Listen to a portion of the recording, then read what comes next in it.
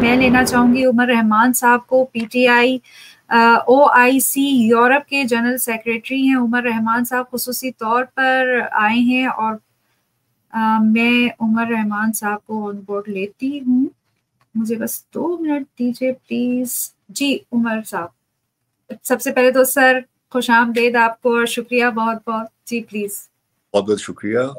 جی السلام علیکم عمر صاحب. سوری میں بھی آپ کا خاص طور پہ شکریہ ادا کرنا چاہتا ہوں. I know you are too busy with all the activities going on with PTI in Europe, لیکن پھر بھی آپ نے ہمارے لیے ٹائم نکالا. آپ کا بہت بہت شکریہ. جزاک اللہ خیر. شکریہ کہ آپ نے ایک اچھا ایک جو ورچوئل یہ پروٹیسٹ ہے اس کو آپ نے جاری کیا ہوا ہے. پچھلے ایک طرح سے میراتھن ہے ہر طرف یورپ سے لے کے آپ پہلے UK میں اور اب آپ کینیڈا اور امریکہ کی طرف کر رہے ہیں. تو that's salute to you and hats off to you جو آپ یہ اس کو آپ نے جاری رکھا ہوا ہے. میں صرف 2-4 باتیں کروں گا. اس میں ایک تو یہ ہے کہ جو پاکستان میں اس وقت ہوا ہے، دیکھیں پاکستان کا قیام جو تھا اس میں ایک 2 قومی نظریہ تھا کہ 2 قومیں، اور اس 2 قومی نظریے کے تحت ہمارا ہمیشہ سے ایز اے قوم اپنی فوج کو مضبوط سے مضبوط اپنے دفاع کے لیے ہم اپنی فوج کو پوری قوم نے قربانیاں دے کے پچھلے 75 سالوں سے 70 سالوں سے ہم نے اس کو مضبوط تر ایک قلعہ بنایا اس کو دفاع کے لیے. لیکن یہ اس تمام ہسٹری کے درمیان جو 2 قومی نظریہ تھا جس کو لے کے ہم چلتے رہے، ہمیں یہ پتا چلا کہ یہاں پہ 2 قومی نظریہ نہیں. جو ملک ہم نے بنا لیا ہے، جس ملک میں ہم رہ رہے ہیں، اس میں 2 طبقاتی نظریہ ہے. اس 2 طبقاتی میں ایک طبقہ ہے جو نیچے دب رہا ہے، دوسرا طبقہ ہے جو اس کو کنٹرول کر رہا ہے. اور یہ 99% جو ہماری قوم ہے وہ پہلے جب وہ جس طرح کے 2 نیشن تھیوری کے تحت ہماری جو مسلمان قوم تھی برصغیر کے خطے میں دبتی رہی.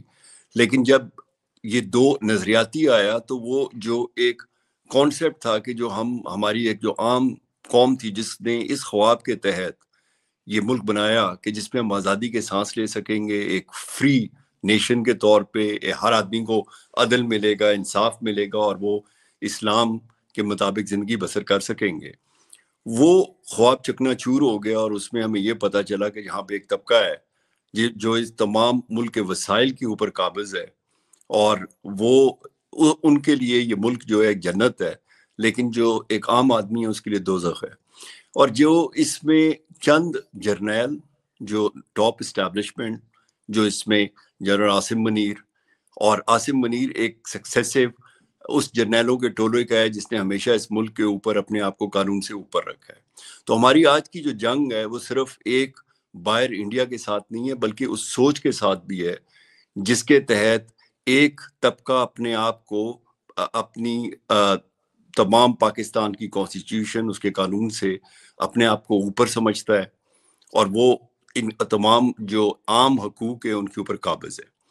اس کا رزلٹ یہ ہے کہ ایز اے قوم ہم بیٹھ کے بات تو ہم بہت کر لیتے ہیں یہاں پہ کہ جی ہم جو ہے ہم اس ملک کے لیے کھڑے ہوئے ہیں اور اس ملک کے لیے کر رہے ہیں اور ہم نے یہ کر دیا وہ کر دیا. حقیقی آزادی یہ آزادی نہیں ہے کہ اگر ہم آج ایک ملک کے اندر رہ رہے ہیں، یہ ایک آزادی ہمیں مل چکی ہے پچھلے 70 سالوں سے. حقیقی آزادی یہ ہے کہ جب آپ اپنی سوچ اپنے طریقہ کار کے مطابق زندگی بسر کر سکیں. بدقسمتی سے آج اس ملک کے اندر جس کے اندر 90% سے اوپر تمام قوم جس لیڈر کو چاہتی ہے اس کا نام لینے سے بین کیا گیا ہے، اس کو بانی PTI اور اس قسم کے ناموں سے پکارا جا رہا ہے. تو یہ بہت بڑا ایک لمحہ فکری ہے ہمارے لیے، اور اس کو بالکل ایک یوزول بنائی جا رہی ہے چیز کہ یہ جس طرح کے خان صاحب اندر ہیں تو ٹھیک ہے جی ہم چل رہے ہیں. میرا کویسچن یہ ہے اور ریکویسٹ ہے جتنے بھی ہماری لیڈرشپ بھی آج آ رہی ہے، یہ ایکسیپٹیبل نہیں ہے اوورسیز پاکستانیز کے لیے بھی کہ آپ یہاں پہ اب جس وقت علیمہ خان یا کوئی وہاں پہ ملاقات کرنے جائے اڈیالہ جیل کے باہر، آپ وہاں موجود نہ ہوں. اس چیز کی بالکل نہ گنجائش ہے اور نہ آپ کے پاس اس کی کوئی ایکسکیوز ہے کہ آپ وہاں جا کے باہر اڈیالہ جیل کے باہر نہ جمع ہو سکیں. اس چیز کی کوئی ایکسکیوز نہیں ہے کہ یہ کہا جائے کہ ہم جلسے نہیں کر سکتے اس وجہ سے کہ عوام نہیں نکلتی. یہ وہی عوام ہے جو بندوقیں لے کے انڈیا کے لیے باہر نکل کے اپنے سپاہیوں کے ساتھ شانہ بشانہ کھڑی ہوتی ہے. یہ وہی عوام ہے جب امن کی بات آتی ہے تو بغیر بندوقوں کے ہاتھ اٹھا کے پر امن شہری کی طرح پروٹیسٹ کرنے باہر نکلتی ہے جن پہ گولیاں چلائی جاتی ہیں. تو یہ جب تک آپ کی لیڈرشپ کا حق تب تک آپ ادا نہیں کریں گے جب تک کہ خان صاحب کو باہر نکالنے کے لیے آپ کھڑے نہیں ہوں گے. یہ تو بات ہوگی ہماری لیڈرشپ جو پاکستان میں ہے اس کے لیے کہ اوورسیز پاکستانیوں میں بڑی سخت بے چینی پائی جاتی ہے اور بڑی سخت تشویش ہے کہ ہماری لیڈرشپ وہاں پہ خان صاحب کے لیے باہر اڈیالہ جیل کے کیوں نہیں موجود رہتی. جب خان صاحب کی جس وقت الیکشنز تھے تمام چیزیں تھی تب تو خان صاحب کے باہر زمان پارک میں یا پھر بنی گالا کے باہر رونق لگی رہتی تھی اور لوگ باہر بیٹھے رہتے تھے. تو آج کیوں نہیں ہماری لیڈرشپ وہاں پہ بیٹھتی؟ دیر از نو ایکسکیوز. یہ جو خوف کا بت آپ نے اپنے اوپر طاری کیا ہوا ہے کہ جس کی وجہ سے کیونکہ دیکھیں آپ بہت سارے ہمارے دوست جانتے ہوں گے کیونکہ پاکستان ایک زرعی ملک ہے. کھیتوں میں لوگ جب ڈرانا ہوتا ہے جانوروں سے اور کہ وہ رات کو کھیتوں میں آ نہ جائیں تو ان کو روکنے کے لیے ایک مرا ہوا کوا لٹکا دیا جاتا ہے یا ایک ہیولا کھڑا کر دیا جاتا ہے تاکہ خوف پیدا ہو اور باقی نہ آ سکیں. یہ آپ کے اندر ایک خوف ہے. عمران خان نے کہا تھا کہ خوف کے بت توڑ دو. تو میری یہ ریکویسٹ ہے کہ پلیز اس کے اوپر توجہ دیں. اب میں آتا ہوں دوسرے پوائنٹ کی طرف اوورسیز پاکستانیوں کے لیے. ہم نے دیکھا ہے کہ پچھلے 3 سالوں کے اندر مسلسل پروٹیسٹ ہوئے تمام across the Europe, across USA، Canada, تمام جگہوں کے اوپر. لیکن صرف پروٹیسٹ کرنا جو ہے وہ کافی نہیں ہے. حالات چینج ہو چکے ہیں. خان صاحب نے ایک بات کہی تھی کہ آپ لوگ اپنے پارلیمنٹیرینز کو اپروچ کریں، آپ ایک قوت کے طور پہ سامنے آئیں. ہمارا جو یہاں پہ جتنے بھی اوورسیز پاکستانیز ہیں، میں اوور آل بات کر رہا ہوں، ہمارا فرض ہے یا تقریباً ہمارے اوپر ایک ذمہ داری بن چکی ہے کہ ہم اگر اپنے پارلیمنٹیرینز کو اپروچ نہیں کر سکتے تو اپنے کونسلر کو کریں. اپنے کونسلر کو نہیں کر سکتے تو کوئی بھی پارٹی جو آپ کے پاس ووٹ لینے آتی ہے اس کو کانٹیکٹ کریں. پچھلے سال 2024 کے اندر تقریباً 65% کنٹریز کے اندر الیکشنز تھے تھرو آؤٹ دا ورلڈ. اگر ہم اپنی طاقت کے طور پہ اکٹھے ہو کے اپنا ایک ڈائسپورا، اپنا ایک کمیونٹی کے طور پہ اگر ہم اپنا ووٹ بنائیں اور اپنے آپ میں یہ تفریق چھوڑ کے ان کو اپروچ کریں تو میرا خیال میں اس میں بہت زیادہ رزلٹ نکل سکتے ہیں. لیکن یہ کام خاموشی سے کرنا پڑے گا. یہ کام اس طرح نہیں ہوگا کہ آپ ایک سینیٹر کو، ایک پارلیمنٹیرین کو ملتے ہیں تو اس کے ساتھ سیلفی لگا کے آپ ٹویٹ کر دیں یا آپ اس کو سوشل میڈیا پہ لے آئیں اور ان کو بتا کے آ جائیں.